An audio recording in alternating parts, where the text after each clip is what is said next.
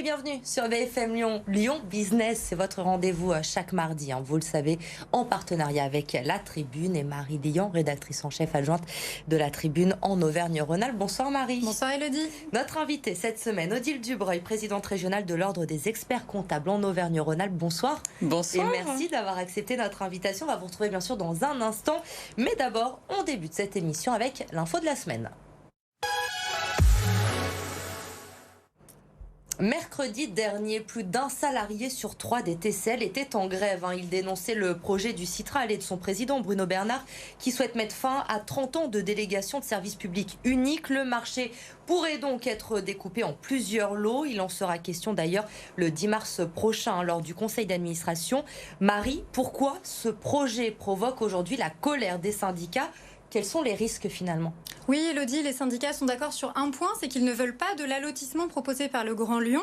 Le président Bruno Bernard veut confier, comme vous l'avez dit, la gestion du réseau à plusieurs délégataires pour en finir avec une situation de quasi-monopole, de monopole privé d'ailleurs, avec Keolis. Alors ce groupe, pour rappel, est le seul exploitant du réseau TCL depuis 2016. Il avait d'ailleurs été le seul candidat à son renouvellement lors de la délégation de service public du Citral. Selon une étude interne au Citral cette fois-ci, on étudiait déjà l'allotissement depuis 2012 et on pensait réduire ainsi la dépendance vis-à-vis de l'opérateur historique ainsi que le déficit d'exploitation. Donc aujourd'hui, les syndicats ils redoutent à la fois une baisse des acquis sociaux pour les 4500 salariés et un phénomène d'incertitude sur ce nouveau contrat, même si le Grand Lyon oppose, lui, la création d'un socle social pour les salariés qui garantirait en réalité leurs conditions de travail. Ces derniers n'y croient pas. Alors c'est un épisode qu'on pourra suivre, comme vous le disiez, à partir du 10 mars prochain.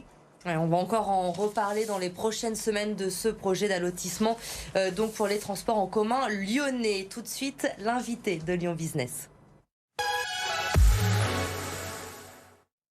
Odile Dubreuil, présidente régionale de l'Ordre des experts comptables en Auvergne-Rhône-Alpes. Alors avant de parler avec vous de la reprise post-crise dans nos entreprises, un mot d'abord sur la campagne que vous avez lancée, Super Job, Super Boîte. Vous recrutez 1000 experts comptables dans le Rhône et contrairement à certains secteurs, ce n'est pas à cause forcément des départs liés au confinement, au changement de vie de beaucoup, mais plutôt à des besoins qui ont explosé. C'est bien ça ? Exactement, vous avez vraiment dit les choses comme il le fallait.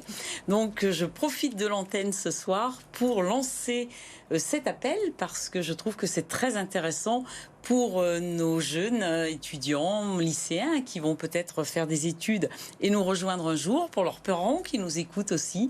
Nous avons un travail absolument passionnant, fait de contacts, nous sommes très digitalisés, très numérisés, donc on a vraiment un travail extraordinaire et venez. C'est compliqué de recruter des jeunes aujourd'hui. Est-ce que le métier d'expert comptable attire ou il faut aller un peu les chercher ? Alors il faut encore aller les chercher parce que peut-être nous ne sommes pas suffisamment connus ou du moins connus comme nous devrions l'être en 2022 puisque notre profession a beaucoup évolué. Nous sommes vraiment des décideurs, nous sommes des coachs du chef d'entreprise et un étudiant qui a envie de venir nous rejoindre dès qu'il a fini ses études, c'est vraiment, comme je vous le disais tout à l'heure, passionnant parce que... On a le prélèvement à la source qui est arrivé aujourd'hui, vous avez Exactement. Des nouvelles actualités qu'on vous donne une demande. On est obligé donc de se tenir à jour sans arrêt au niveau fiscal, social, pour bien évidemment essayer d'être vraiment au plus près de nos chefs d'entreprise qui sont nos cibles, qui sont les TPE, PME. Au plus près des chefs d'entreprise, vous l'avez été notamment pendant ces 2 ans oui. de crise sanitaire. Quel Exactement. bilan vous tirez aujourd'hui ? Comment vont nos entreprises en Auvergne-Rhône-Alpes ? Est-ce que finalement la politique du quoi qu'il en coûte a été à la hauteur ? Elle a été à la hauteur et puis surtout, je voudrais insister sur le phénomène de résilience de l'être humain et en particulier des chefs d'entreprise. Alors je vais me permettre de dire bien accompagnés par leurs experts comptables et les équipes, mais ont vraiment réussi à sortir leur épingle du jeu. Nous n'avons jamais eu autant de croissance qu'en 2021 et autant de nouveaux projets, avec des vrais projets, des projets avec une faisabilité tout à fait satisfaisante. Donc contrairement à ce qu'on aurait pu croire, parce qu'on avait quand même peur il y a 2 ans, on n'a pas pour l'instant beaucoup de casse, même plutôt peu, et avec beaucoup de projets. Alors vous allez me dire, ça paraît paradoxal, mais en même temps, je pense que cette crise Covid a permis de se dire, I have a dream, j'y vais.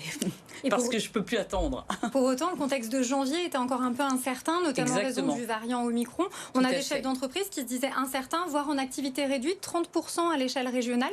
Qu'est-ce que vous avez constaté sur le terrain? Alors, effectivement, il y avait une incertitude. Par exemple, les restaurateurs de Lyon ont vu leur chiffre d'affaires baisser, ne serait-ce que par la clientèle qu'on appelle d'affaires, qui n'était plus là suite au télétravail, par exemple. Mais c'est vraiment bien reparti. Je parlais avec un restaurateur lyonnais à midi, c'est vraiment très bien reparti. Donc, et puis, je crois que les gens ont confiance et pensent qu'on va avancer, on va s'en sortir. Donc ça, c'est important, parce que si le moral est là, on peut avancer. Vous nous disiez que la casse attendue n'était pas forcément là, mais on sait que beaucoup d'entreprises ont contracté des PGE pendant ces 2 années. Les premiers remboursements vont débuter là d'ici le printemps, dans quelques mois. Est-ce que c'est là, finalement, qu'on risque d'avoir cette casse ? Alors là, nous allons, en tant qu'experts comptables, accompagner nos chefs d'entreprise et essayer de faire du sur-mesure. On n'est pas là pour faire du prêt-à-porter. Pourquoi du sur-mesure? Parce que vous avez dû voir, comme moi, qu'on avait une possibilité de rembourser ce PGE sur une durée plus longue. À nous de voir avec nos chefs d'entreprise, en montant bien sûr des prévisionnels, voir s'il est possible d'allonger la durée ou si la dette sera remboursable. Il est clair que si vous aviez une entreprise très vulnérable dès le départ, ça posera problème.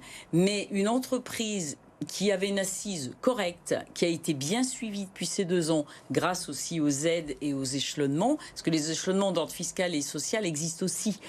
Je pense qu'en montant un vrai plan de financement, un vrai prévisionnel, on doit pouvoir avancer. Je ne suis pas très inquiète. On a aussi eu le plan de relance qui a injecté des milliards dans l'économie. Bien sûr. Aujourd'hui, ces effets au niveau régional, quels sont-ils? On sait que la région Auvergne-Rhône-Alpes a beaucoup drainé aussi une partie de ces financements-là, a beaucoup pu en bénéficier. Est-ce qu'il y a des secteurs qui se posent comme les grands gagnants de ces enveloppes-là? Alors, les secteurs, oui, vous avez des start-up, d'ingénierie qui fonctionnent bien, la recherche.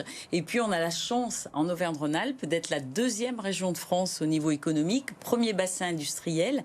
Et on a vraiment des départements très porteurs. Bien sûr, Lyon, c'est évident, mais aussi la Haute-Savoie, l'Isère. Enfin, on a pas mal de départements très porteurs aussi. Donc oui, on a bien profité de ces aides. Typiquement, les craintes et les fléchages vers les secteurs type automobile ou aéronautique qu'on a aussi dans notre région, ils se sont portés comment? Est-ce que ça a bénéficié concrètement? Alors là, effectivement, vous touchez du doigt la problématique, parce que aéronautique et automobile sont effectivement très impactés aujourd'hui et aussi impactés par les problèmes de matières premières, d'approvisionnement.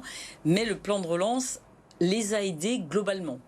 Après, on ne peut pas faire une majorité de tout ce qu'on dit, mais ça a quand même bien contribué à faire des choses qui vont dans le bon sens. Justement, j'allais revenir sur cette hausse des coûts, donc énergétiques, mais aussi transport, matières premières. Est-ce qu'aujourd'hui, il y a déjà un impact visible et fort sur le bilan des entreprises régionales? Alors, c'est vrai que vous prenez par exemple le carburant, qui a fortement augmenté suite aux taxes, n'est-ce pas? Là, commence à impacter les entreprises qui sont bien évidemment obligées d'augmenter leur prix de vente.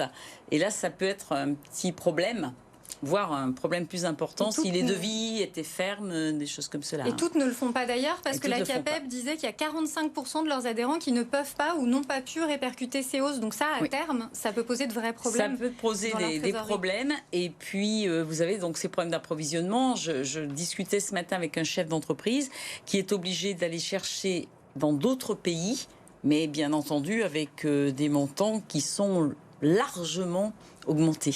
Et justement, nos entreprises Auvergne-Rhône-Alpes, elles sont très exportatrices en général. C'était moins le cas l'an dernier. Mais elles le sont bien devenues. Elles le sont bien devenues et on voit une hausse qui est prévue de 6,5% selon la Banque de France Auvergne-Rhône-Alpes pour l'année qui vient. Ça veut dire que c'est une bonne nouvelle. On a une forme aussi de rattrapage sur l'export. Oui, on a vraiment une forme de rattrapage et une envie d'y aller.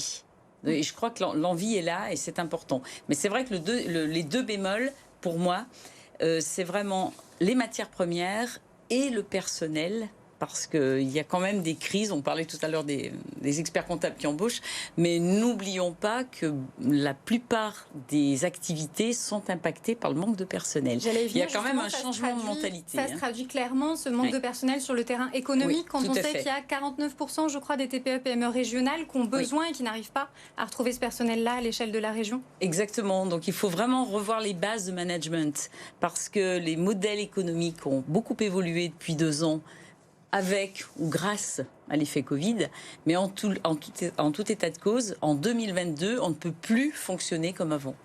Donc il faut revoir ce management. Merci Odile Dubreuil d'avoir répondu à nos questions ce soir dans Lyon Business. C'était avec plaisir. Vous restez avec nous, on termine cette émission avec le chiffre de la semaine. 25 millions d'euros, c'est ce que va coûter le futur Clairefontaine de la gastronomie à la région. Laurent Wauquiez a présenté le projet il y a quelques jours. Le centre d'excellence Auvergne-Rhône-Alpes de la gastronomie et des métiers de bouche aura un campus à Écully, sur un site mitoyen de l'Institut Paul Bocuse, et un autre à Groisy en Haute-Savoie. Le campus d'Écully sera destiné aux métiers de la cuisine et de la pâtisserie. Le président de la région espère une inauguration rapide, sous 18 à 24 mois. Lyon Business, c'est terminé pour cette semaine. On se retrouve évidemment mardi prochain pour un nouveau numéro. En attendant, vous restez avec nous sur BFM Lyon. L'info se poursuit. Très bonne soirée.